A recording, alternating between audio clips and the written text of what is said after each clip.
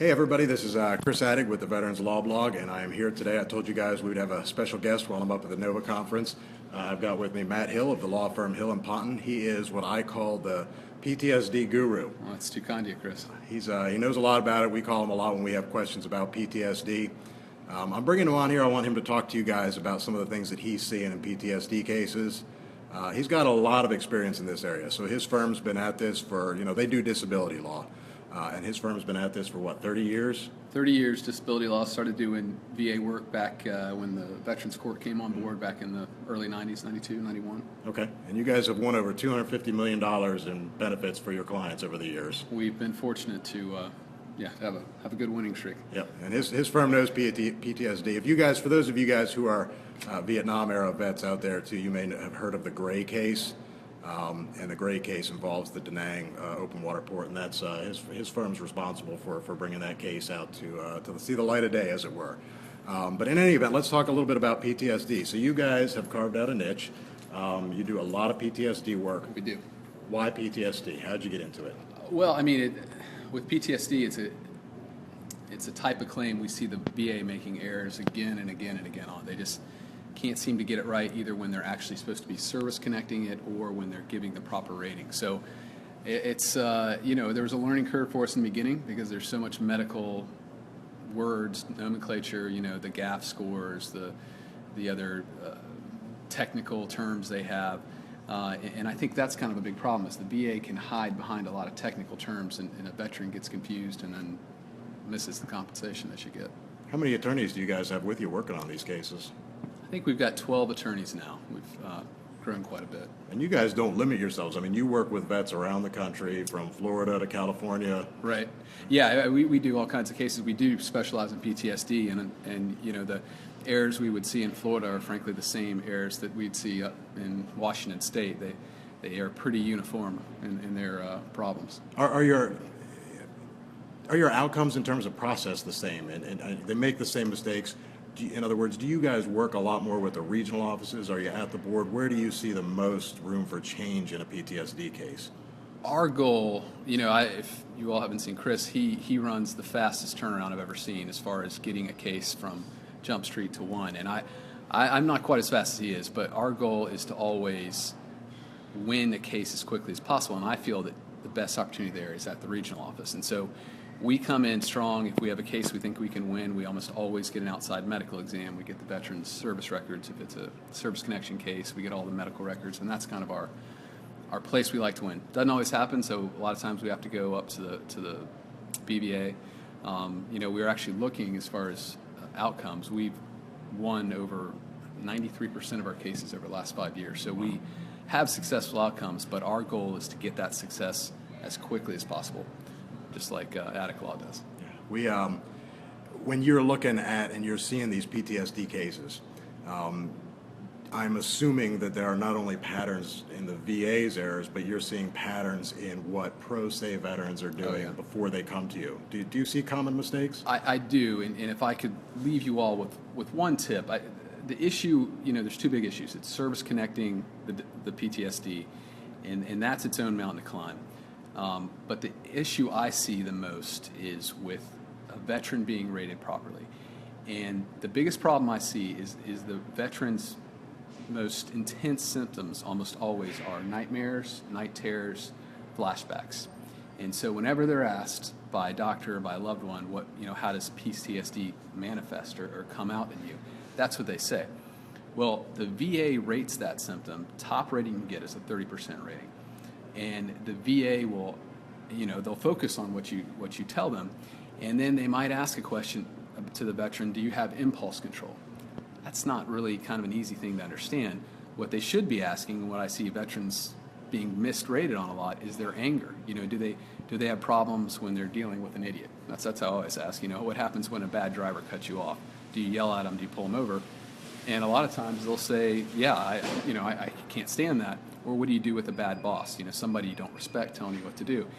Those are the kind of questions that are key. The VA never asks, and a lot of times the vet doesn't think about it because of just how strong those nightmares are. And that's huge. That's the difference between a 30% rating, which is how much? I can't remember. forgotten. It's It's a couple hundred, yes, a few $100 a month, yeah. And what I'd say is a 70% rating, which would be $1,300 or so. So that's a huge one. The VA does not help the vet, and the vets a lot of times don't know how to help themselves. I know. One more point on that. The best evidence on that is a buddy statement of a spouse or a close family member. A lot of times they can see and identify that anger a lot easier than the veteran can. We talk about that a lot on the blog, about how the power of lay evidence. Yeah. It's got a pure, raw power. And we talk about who can observe the symptoms that the vet is experiencing beyond just the vet. Right. And do we talk to the spouse? Do we talk to ex-spouses? Do we talk to coworkers or friends or colleagues that might see that impulse control, the anger issues, all the different symptomatology? How do you recommend a vet that doesn't have that medical knowledge, the depth of understanding of all the rating schedule and rating criteria for PTSD? Where would your basic vet, just looking to get their claim going, where would they go to learn more about the big symptoms of PTSD that they're overlooking? I mean, I recommend our blog. I think we have about 160 blogs just on PTSD. But I guess I'd go back to what you said in the beginning, because I agree the most powerful evidence is the evidence of those around you. And out of everyone you just said, the best lay evidence I've ever had are from ex-spouses, particularly ex-wives. When I will call them up and I'll say their husband's name, sometimes they'll hang up on me the first time. And the second time I'll call and say, hey, look, all I want is you to tell me how awful your husband was. And that kind of sounds funny, but at the same time, they saw it all. I mean, they saw all the rage, they saw all the isolation, and you get quality statements from that. A lot of times it's hard for loved ones to tell a stranger how bad their spouse is, but that's the way. So as far as getting more information, I mean, it's hard to get that. It's almost like you have to translate the medical to what we would say is non-medical people. And I will tell you that Hill & Ponton is the law firm that Matt is with, and their blog is at hillandponton.com. Yeah. And I recommend you check it out. Take a look at it. He's got some excellent writing on there that goes into depth in a way that the Veterans Law blog does differently. We've got different approaches to our writing. Matt's very strong writing. He's got a long legal career behind him and a long one ahead. But his writing style is very much different, and I think it's important to see those different writing styles so that you guys can get different insights. Matt does a lot of PTSD work. I do a lot of sleep apnea work. So, we talk about things differently. Get on hillandponton.com. Follow the blog there. I think you post quite frequently on your Facebook page as well. Yeah. So actually, there's a question here I'd like to address. It says, do you see the VA refusing to let the spouse in during the C&P exam all the time? I mean, it is the exception that they allow the veteran spouse to come in. That does not mean don't go, for two reasons. One, they might let you in, and again, I think you're the best witness as a spouse. But two, this has been powerful for us in that when we get in a case, it's typically a case where the veteran's already been denied and there's a C&P exam that we have to overcome. Well, in our independent medical exams, we always get the spouse. And so in the end of the game, when we're arguing, one of the main tenets that we say our doctor's report is stronger than the VA's is because our doctor took a chance to listen to those around him. And as Chris said, it's the lay evidence that really sets up a strong opinion. Yep, that's something we talk quite a bit on the blog about. So it's good to hear that message being reinforced through other advocates. Let me ask, there's a question that I get all the time. So I get hundreds of emails from veterans asking questions, and I see this one more commonly than any other question. And it's more of a scenario type question. You have a vet that gets a diagnosis of PTSD. Maybe it's from a private practitioner, maybe it's from a VA doctor. They file a claim, and they're denied on PTSD, but granted major depressive disorder, 30%, general anxiety disorder, some other mental health condition, but denied on the PTSD. Now, I know we're not going to give legal advice on a video, and certainly you guys, if any video you watch, you shouldn't be relying on it for legal advice in the first place. But from a practical perspective, I'm a pro se vet. What factors are important for me to consider in what decision I make about to do, or what I try to decide to do in that scenario? This is one of VA's greatest tricks. They're trying to misdirect you, okay? They're trying to get you on a wild goose chase one way, and you're missing the ball in the other. At the beginning of this claim, what you filed a claim for was service-connected compensation.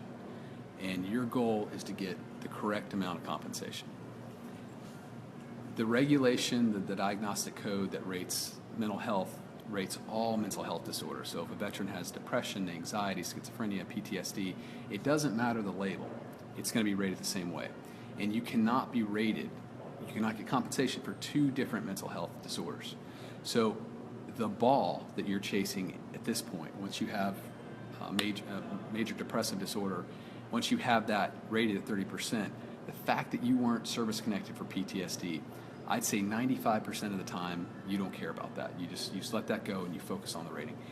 If there's an issue of an earlier claim 10, 20 years ago on PTSD, you might need to reconsider, but that's a lot more complicated. For the main purposes, though, you want to make sure you're getting the right amount of money, because you could spend 10 years filing claims on appeals with that PTSD, and they finally grant it for you, and they give you no rating because you have the mental health rating for the major depressive disorder. So again, I think the goal from the outset is to get compensated at the right amount, and to do that, I think you have to focus on what they've rated you. So basically, in a nutshell, you're saying think about letting go of the VA's game and you focus on your end game, your goal, which is the maximum rating that you're entitled to under the law. Right. That you turn to focusing on the symptoms and make sure they write that correctly. Great. Now now I know you've written a book on PTSD. Do you want to tell us a little bit about that book? Yeah. So I mean, as Chris said, we've handled quite a few of these cases, and we see the same problems again and again. I've kind of just given a few here, but we decided to kind of put everything we know in writing. Just kind of put it down as far as how we handle a PTSD claim, the errors we see, the kind of ways we see to combat bad CMP exams, to make sure, when the VA says the diagnosis is invalid, we kind of walk through all the different criteria and what to look for, what kind of evidence to get, and then, of course, ratings, making sure a veteran's getting the proper rating. So we've been doing this a while, and again, we see the errors again and again, and so our hope is we're writing this book, love to get it out. I mean, at the end of the day, I'd love to represent as many vets as I could with PTSD, but there's only so many we can competently and professionally help. And so I'm hoping that with this book, there's a lot more people that would be helped by it. Great. If I'm a veteran and I want to take a look at this book, where do I go to get a copy? Well, we haven't published it yet. It's hopefully coming out late fall. That's a good point. The contact that you're going to give, if we could get an email, then we would send that to you once it came out. There's a PTSD book on our website right now, ebook, that you could download right now, which has a lot of good content, but we've just beefed up the written book a lot. Will you come back and talk to us when it's released? That way we can show folks how to get a copy of that? I'd love to, yeah. Outstanding. That'll give me a trip to Colorado or Florida, maybe. There you go. All right, so listen up, guys, and gals, and everybody out there. If you have questions for Matt, if you'd like his firm to take a look at your PTSD or mental health claim, go to veteranslawblog.org/Matt, and that's MATT, veteranslawblog.org/Matt. Fill out answer some of the questions you've got. He's going to get a copy of that. Somebody from his firm will give you a shout back if it's something that they can take a look at. If you have your ratings decision that you're looking, you want them to take a look at, there's an option to upload that, and it'll go right to them. So take a look at that site. If for whatever reason you're trying to watch this video, you're on a bad connection, or there's satellites or Dick Cheney's interfering with the signal, it will be put up live on the Facebook page. I will shoot it out if you're a Veterans Law Blog subscriber by email. I'm going to get Matt a link so he can share it. So this video is going to be out there. I really thank you, Matt, for taking the time to come out here. I appreciate all that you're doing for veterans on Law Blog, and big deal. It's fun work to be able to get up and know that we're doing something. I got a post from a vet the other day that used the blog to take their claim from a 40% to a 90% rating. Wow. And as much as I love my work as an attorney, I love seeing vets be able to do it and be able to say, I didn't have to pay an attorney. Right. Probably undercutting some of our business somewhere, but in the end, unfortunately, our government's creating enough business, but that's good to hear. Plenty of out there. So veteranslawblog.org/Matt, fill out your information. He'll reach out to you. And we will see you next time that we go live. Hopefully tomorrow we get a chance to pull some folks aside there. But thank you all for joining. It was good seeing you, and I hope we got some of your questions answered. All right, take care. Take care, Matt.